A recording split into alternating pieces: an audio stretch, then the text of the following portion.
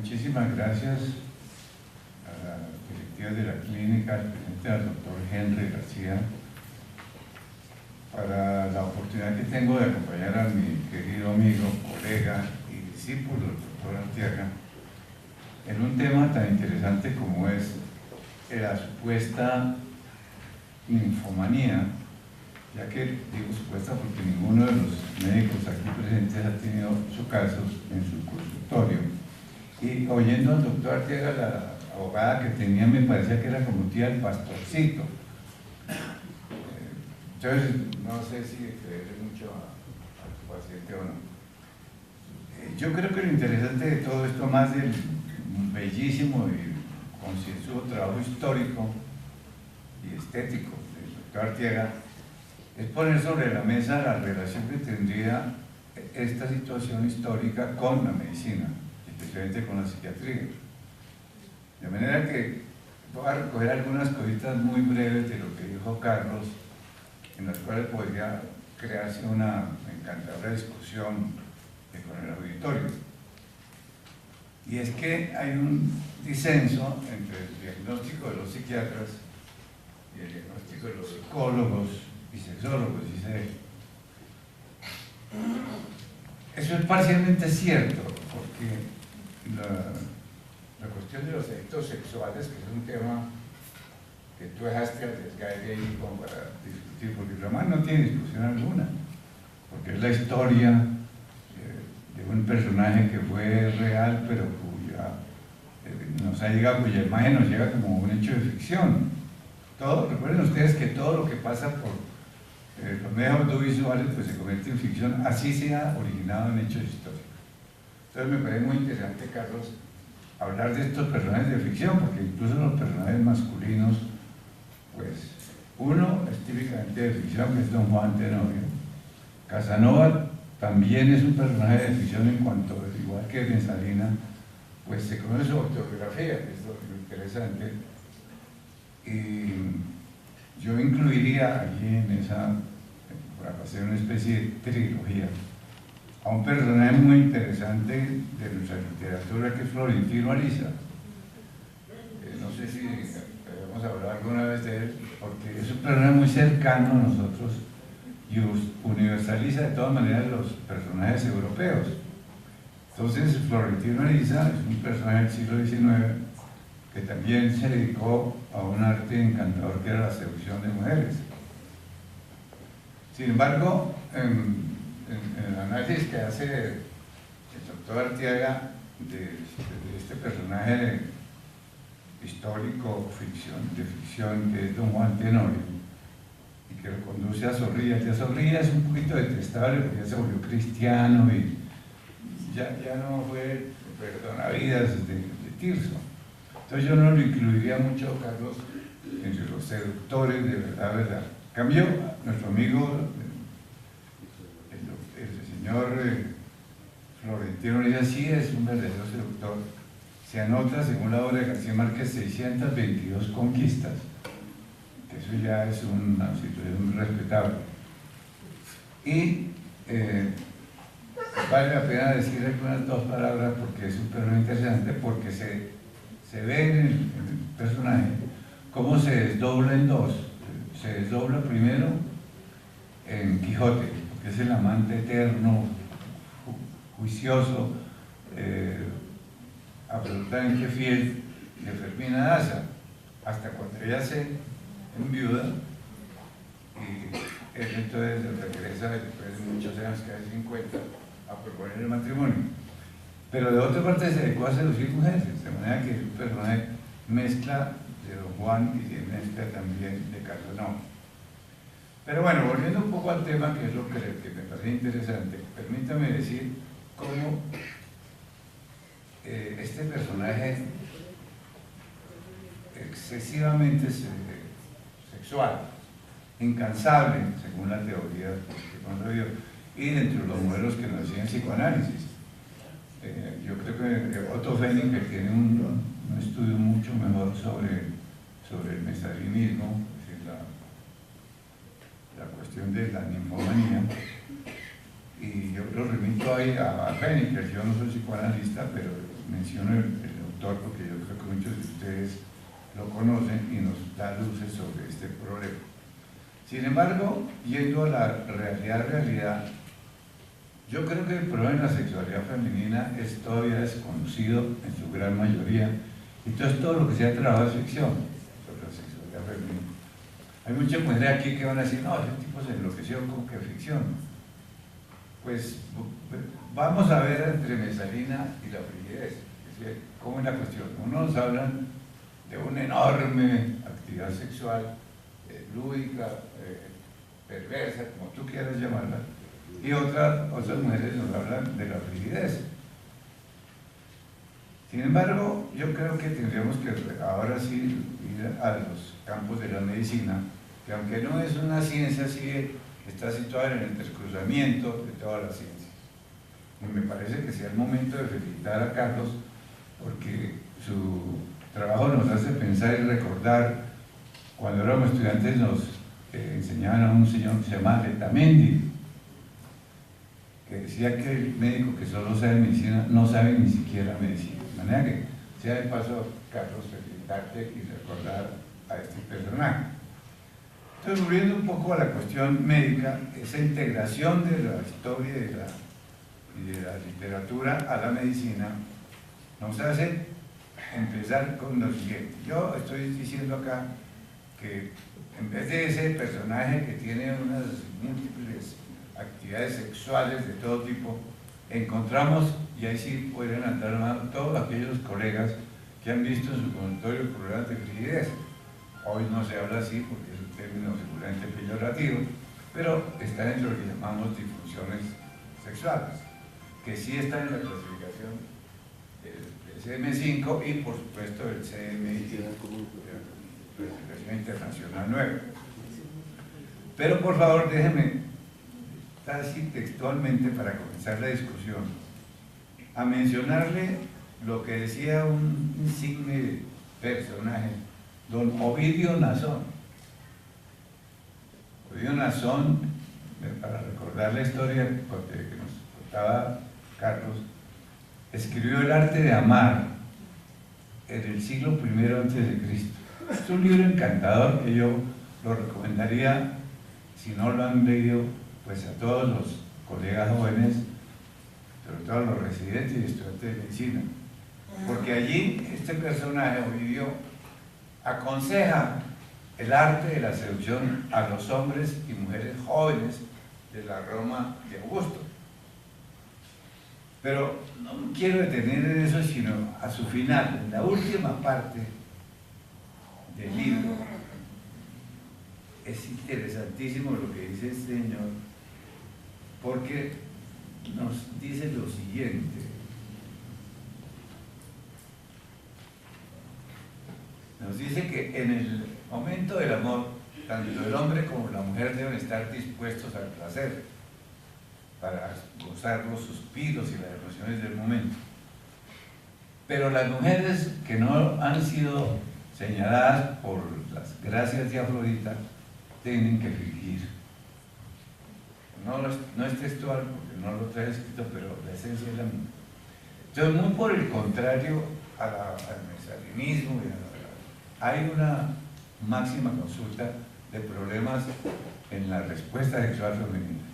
Y ahí sí levantarían la mano casi todos los colegas aquí presentes, porque las disfunciones sexuales femeninas en mujeres en la época, digamos, activa sexual, que pues obviamente puede ser desde la pubertad hasta la muerte, pero digamos, ya uno, ahora ancianos, nos mantenemos de esas efervescencias de usted ahora.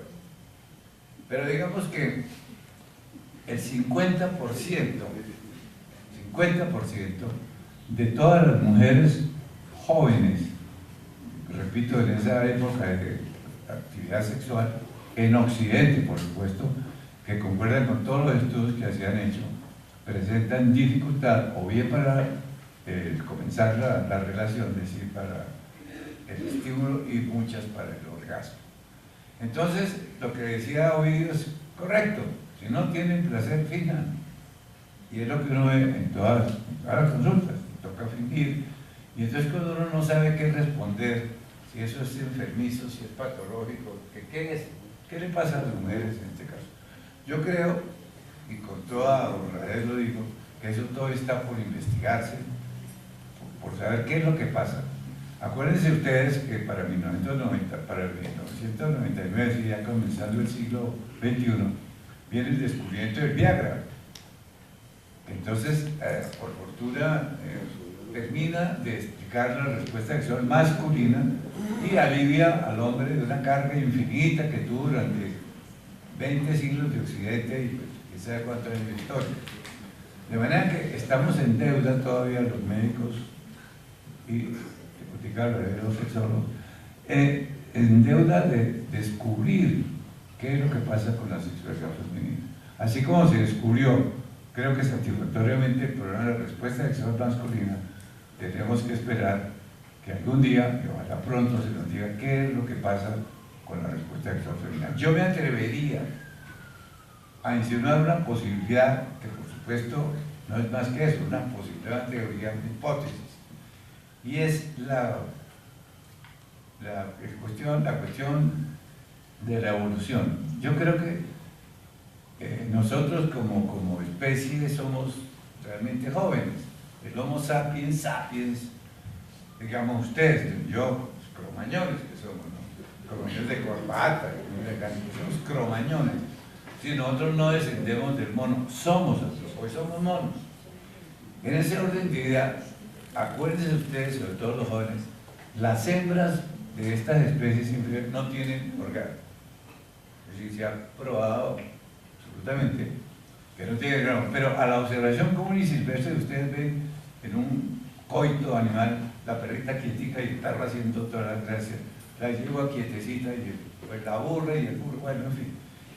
En este caso solamente, al parecer, los bonobos, muy cercano, 99% de cromosomas iguales, iguales al hombre, sí tienen un vis a vis en su relación sexual, cara a cara, y pueden experimentar las hembras un cierto tipo de orgasmo o satisfacción sexual. De resto, las hembras de todos los animales no tienen orgasmo, no tienen el macho sí, porque la ordenanza de la naturaleza es reproducir. Entonces los machos tienen que reproducirse como sea. Y nosotros somos herederos de... Y esto sí que es interesante para saber el asunto de la fidelidad y el asunto de la monogamia, eso, que se da bien a otro costal, Carlos, porque hoy no creo que sea el momento de discutirlo, sin embargo queda abierto el tema. Entonces, muy por el contrario, la linfomanía existe, es un problema de disfunción tanto en la excitación como en el orgasmo. Bueno, eso sería algo. Ya quisiera también para terminar mi pequeña intervención. Es decir que ha habido una cosa perversa en cuanto a la apreciación de estos fenómenos por parte de profesionales no médicos. Y en esto tenemos que ser muy claros y muy respetuosamente lo digo, pero lo que decía Carlos en su diapositiva, de que la opinión de los psiquiatras es una y otra es la de los psicólogos y sexólogos. Tiene toda la razón, pero es que los sexólogos de verdad verdadera tienen que ser médicos, porque estudian una función del cuerpo humano, una función que tiene que ser estudiada por la medicina, no por la psicología. Entonces yo creo que el término de sexólogo y sobre todo sexólogo clínico corresponde a un estudio especializado de la respuesta sexual humana, de su patología y de sus tratamientos. Eso no nos puede hacer con los médicos. Ahora bien, yo no quiero entrar en ninguna polémica, faltaba más, seguir respetuoso mi parte, después de 25 años de no venir a entablar ese tipo de cosas feas, polémicas, pero vale la pena discutirlo. De manera que los sexólogos dicen, si no terminamos con sexólogas como las Dos Santos, pues que hacen teatro, y se llaman así, y eso pululan en los medios de comunicación, en radio, en televisión, y la gente les crea porque es que el encanto de la palabra sexo es brutal. Cuando parece que en internet la palabra sexo es la que más tiene Búsqueda. sí, búsqueda, sexos, se encienden todos los huequitos, más en los hombres que en las mujeres, porque los hombres tienen mucho más actividad por razones hormonales. La testosterona existe, pues claro, pues eso estamos. Estoy yo calentando al auditorio, estoy preparando. En una época, y con todo respeto para terminar, me llamaban provocador. Sin embargo, yo no soy más que un cronista. Todo lo que le he dicho es lo que se dice en relación con el tema. De manera que muchas gracias y queda abierta la mesa.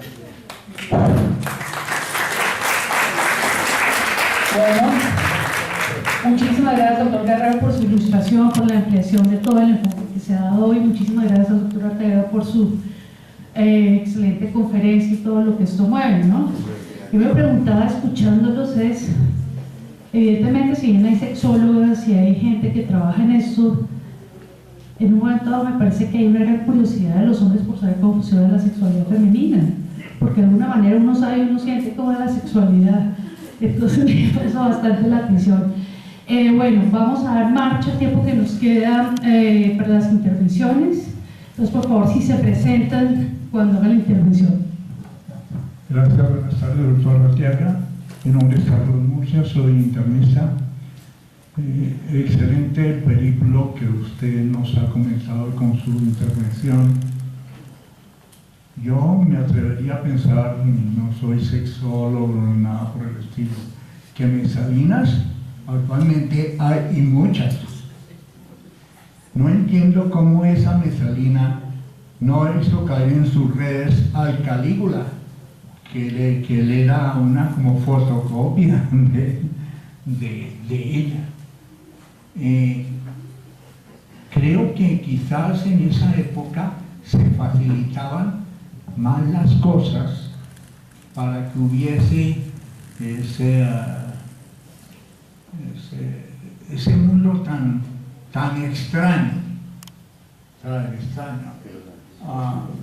y esos comportamientos eran tomados quizás normales, pero repito que creo que sí existen mesalinas actualmente, o mesalinos que trabajan de otra forma y que impiden que el mismo experto, el mismo psiquiatra, no pueda identificarla y dar una impresión diagnóstica y no un diagnóstico de lo que le pueda causar a la paciente. Muchas gracias, doctor.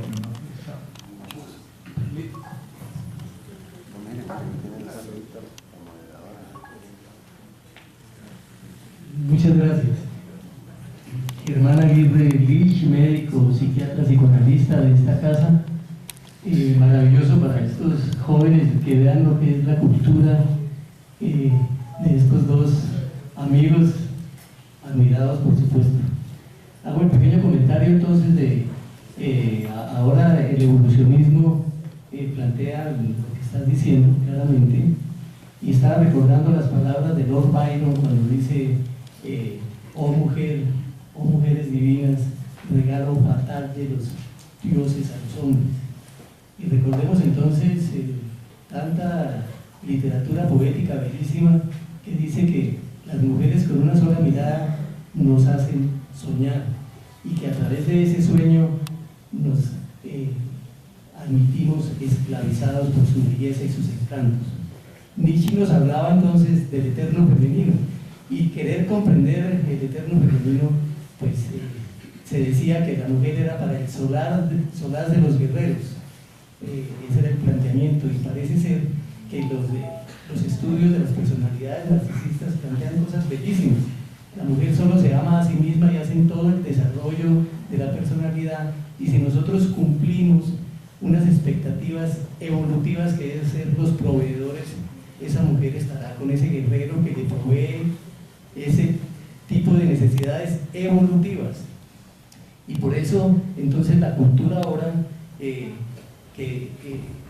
privilegia la diversidad, respeta a la mujer. La mujer, como tú dijiste, puede tener todas las posibilidades desde que sea feliz. La así de que ahí no hay patología, sino hay libertad frente a toda esa opresión tradicional en que han sido educadas. Doctor Aguirre, muchísimas gracias por su intervención. Quisiera yo aprovechar su comentario para volver a lo que decíamos al comienzo. Es decir, la cuestión sexual tiene que tener una visión, obviamente, en primer lugar, biológica. Cuando la doctora Arteaga nos habla del aspecto cultural, que es la otra pata que tiene toda conducta humana. Es decir, biología y cultura.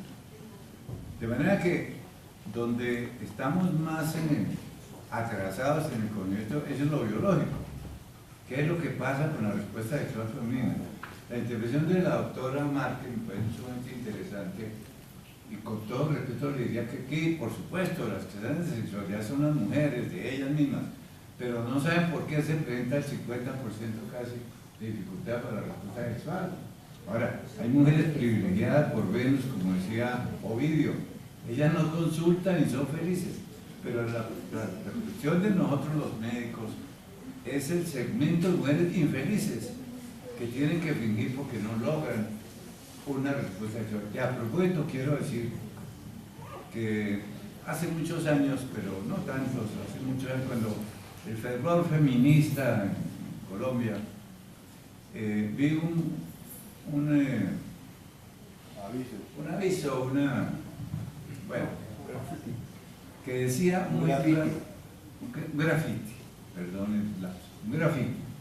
que decía: no hay mujeres frígidas, hay malos amantes. ¿Qué pasó con esta cuestión? Un poco para hablar a la doctora Márquez.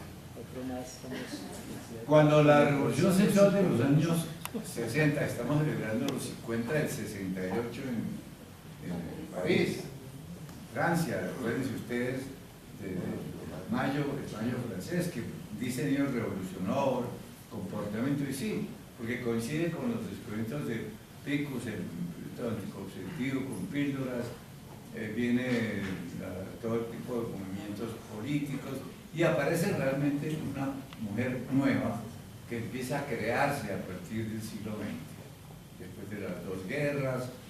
La mujer tiene que abordar el trabajo, tiene que dejarse esa figura maternal, en fin, todo lo que dicen las feministas hasta ahí es cierto. Y seguimos buscando una verdadera identidad femenina, estamos construyendo. Y digo estamos porque eso es un trabajo de hombres y mujeres, no solamente de mujeres. Todos los miembros de la sociedad tenemos que seguir la construcción de la mujer.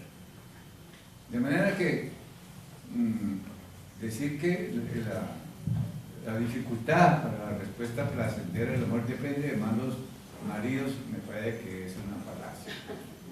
De manera que yo vuelvo a insistir, y es importante tener en cuenta que no se ha terminado de conocer bien esa respuesta sexual, y algún día llegará para tener, ya no sentarnos una vez a discutir, sino vamos a decir el alfa, beta, metil, no sé qué, es lo que altera la respuesta sexual, y listo, como nos pasó con el... Sí, porque ¿quién más quiere? Perdón, es que... Gracias. Mil gracias, Carlos, por esta conferencia muy interesante, que entre otras cosas muestra la relación entre los hombres y las mujeres. Por ejemplo, en el tiempo de los romanos, ¿qué pasaba con los emperadores y sus esposas? O sea, entre el emperador Augusto y Julia, la señora de él, la cual dejó fama de ser envenenadora, o sea que ella mató una serie de personas que estaban en la lista de ser los continuadores de los emperadores. Ella manejaba la parte de matar a todos los que le seguían. Y, por ejemplo, yo considero que el emperador cuando fue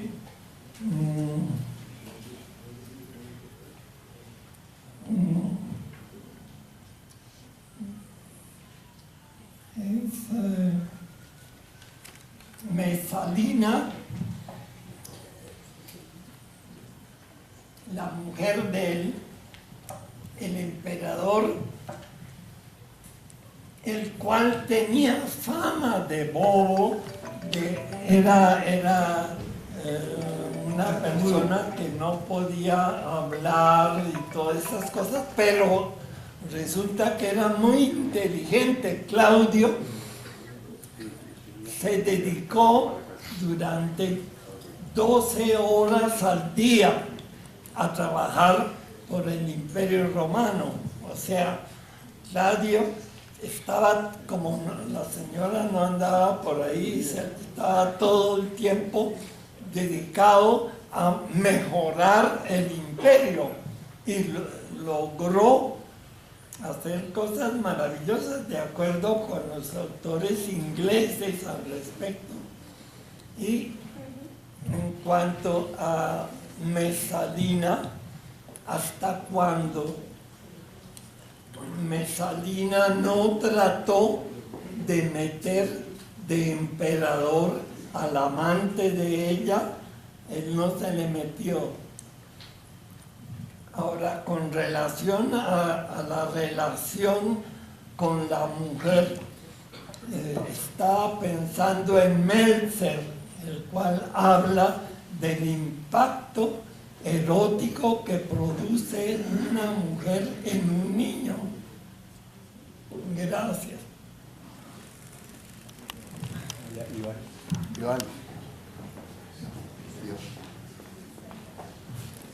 Iván.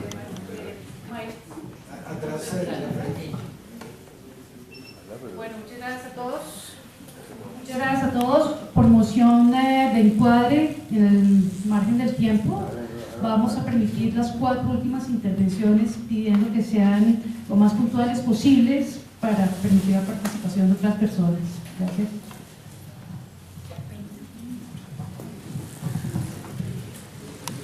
Muchas gracias, profesor Arteaga, qué conferencia tan hermosa y qué discusión tan valiosa. Muchas gracias al doctor Pedro Guerrero y bienvenido nuevamente a esta casa. Después de muchos años, realmente yo creo que yo era residente cuando usted vino la última vez y todavía me acuerdo. Hace 25 años. Sí, yo creo que fue un poco... Entonces debió venir otra vez porque yo tengo más de 25 es muy interesante, es decir, es muy interesante el tema, lo felicito, doctor Arteaga.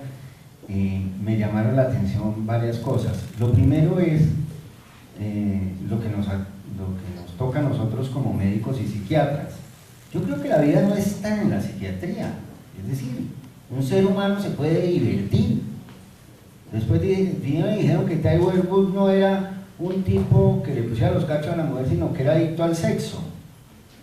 Y yo un día dije que lo que tenía era plata, porque todas eran de Playboy. Entonces, hay una diferencia epistemológica en lo que es una enfermedad y desde dónde vamos a tomar que es una enfermedad. Cuando es una enfermedad, somos nosotros llamados a poner criterios y a quitar criterios y a decir esto es una enfermedad. Una enfermedad es una conducta que para la cultura donde se desarrolla la acción o el síntoma es claramente desadaptativo.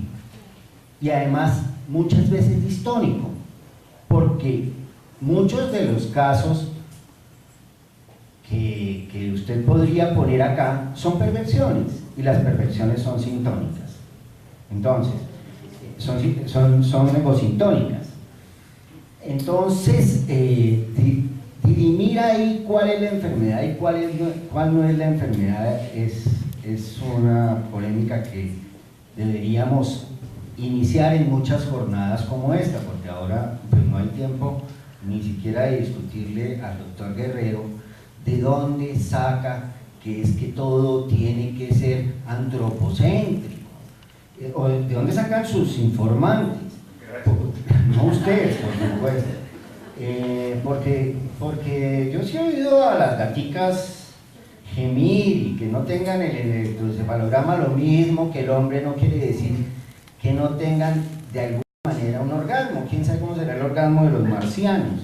En fin, pero yo acepto que usted pone un punto bien interesante de discusión sobre el tema, y que el tema me parece brillante su intervención cuando dice que todavía nos falta muchísimo por aprender sobre la sexualidad.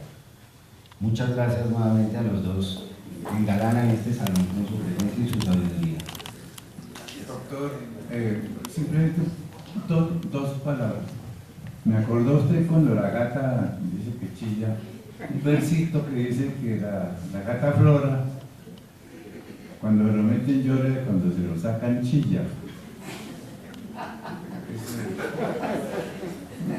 Depende, la parte que usted coja tiene una... Yo no sé, yo simplemente soy un informante, un cronista, pero muy oportuna intervención, doctor, y me permitió pues esta clase. Hola, ¿qué tal? Yo soy Rafael López, soy filósofo y comediante, y creo que la pregunta más importante para los filósofos siempre es ¿por qué? ¿Por qué? ¿Por qué? ¿Por qué? Y entonces yo me estaba preguntando aquí mientras escuchaba a Carlos si existe el término ninfómano.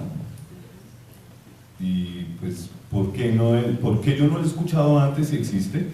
Y ¿por qué no se ha popularizado en la cultura este término? Porque es como una enfermedad en caso de que existiera como tal, porque es una enfermedad femenina y no de los seres humanos en general.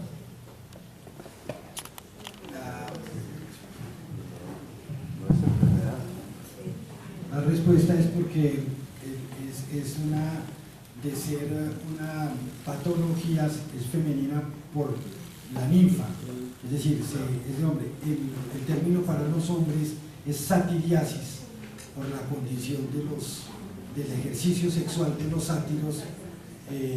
Si tuviéramos que regresar a una palabra con el mismo origen griego, en los hombres se conoce esta condición de bulimia sexual y la necesidad de sexo permanente como satiriasis. Volviendo al famoso golfista al que se refería el doctor Iván, yo creo que podríamos hablar de, así como propuse el término don Juanismo femenino, propondría el de don Juanismo masculino. Ese no sufre. La pregunta es si un adicto al sexo sufre, porque eso es lo que lo trae a consulta. Si, digamos, se ve en calzas pretas y tiene problemas, todo lo que esto le genera a nivel laboral, ocupacional, económico, la situación frente a su familia, ver desmoronarse su casa, el hecho de que su esposa se entere, contraer un HIV, contagiarla, es decir, aquí estamos hablando de palabra mayor. El interés básico era este. Nos referimos con mucha frecuencia, el erotismo es un tema que nos encanta, que nos lleva a trascender a otros mundos, que nos gusta conocer, y es un tema agradable, del cual hablamos en muchos sitios y de muchas maneras. El interés mío es el siguiente: hay unos íconos en Occidente de seductores y seductoras. Entonces era como rastrear quiénes fueron, cómo fue su vida, qué pasó con ellos, por qué adaptamos el término don Juan. El don Juan que dice Pedro que Zamora lo cristianizó, Zorrilla lo cristianizó, es un don Juan romántico más que cristiano. Lo que lo salva no es la fe en la iglesia ni el cristianismo, lo que lo salva es el amor que finalmente siente por Inés. Pero si ustedes leen y se toman el tiempo de leer ese Zorrilla, ese Zorrilla comienza con una apuesta en que hace don Juan con otro caballero a ver cuál comete más infamias y a cuál de los dos más mujeres seduce en un año. Y ellos se encuentran al año y cuentan sus elementos, sus hechuras. Entonces, ese es un don Juan que a mí no me parece, digamos, tan desestimable en el sentido de su cristianización, porque lo que vuelvo y repito, para mí lo salva es la idea del amor. Y esa idea de ser salvado por el amor persiste en la literatura. Recuerden a Harry Hallen, el protagonista de Lobos de Mar, y su relación con Armanda, y muchas otras. Y lo que no lo salva en el caso de Florentino es que él, si bien seduce a 600 y punta de mujeres, nos contaba Pedro, este personaje tiene dos características preciosísimas para mí. Una es que colecciona calzoncitos de ellas, tiene un componente además de un gran seductor de fetichista, Florentino Ariza. Y la otra es que para no enamorarse, copula con ellas vis termo, es decir, él las posee generalmente, ellas mirando hacia el escritorio y él penetrándolas vaginalmente desde atrás, porque al mirarlas corre el riesgo de apasionarse, enamorarse y dejar de ofrecer. Es decir, bueno, García Márquez es García Márquez, ¿no? ¿Puedo 2 minutos un comentario? Primero, diga al doctor Iván que por alguna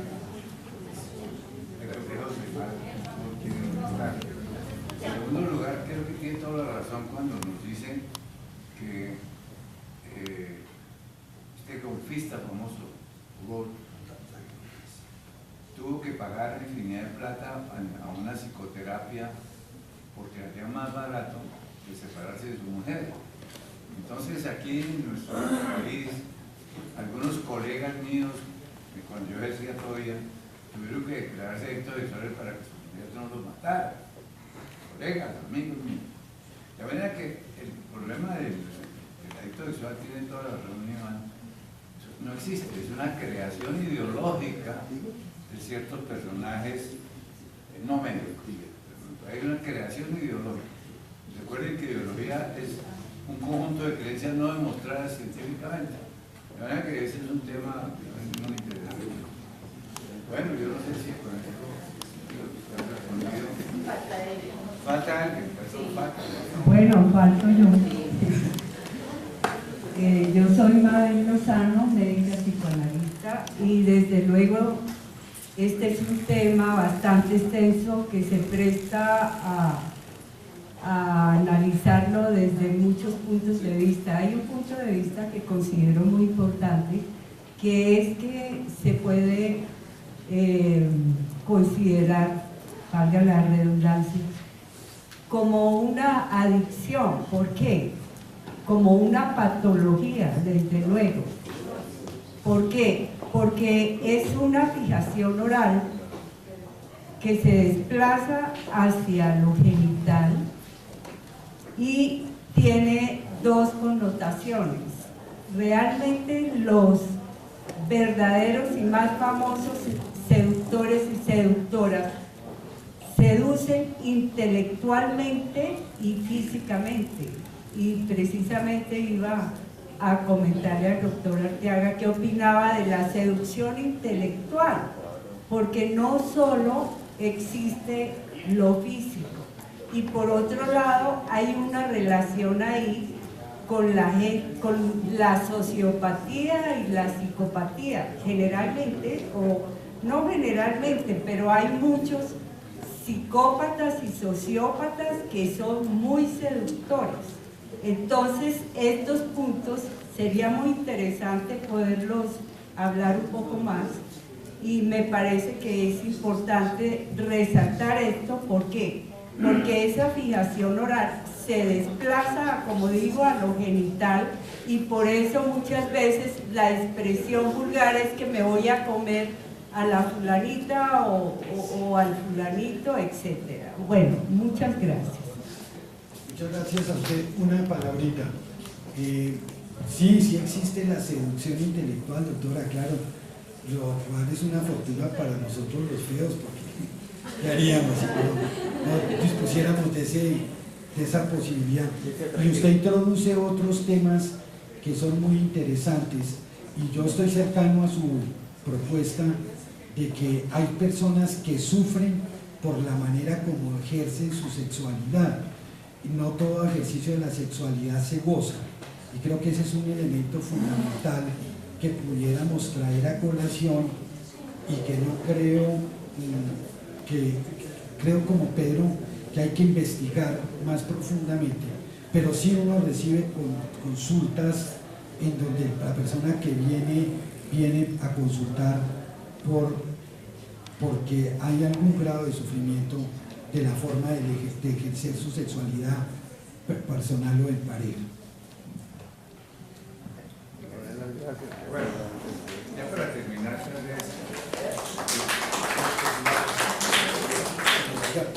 que no, bueno, para terminar quería decir simplemente que están dando una serie de televisión actual que es la historia de Garzón, ¿no? Y este tipo pues era un feísimo, y sin embargo creo que compite con Florentino Ariza, ¿no? De manera que por la de Mabel, por la intelectual. Garzón es un seductor intelectual, total. Bueno, pero ya me da igual.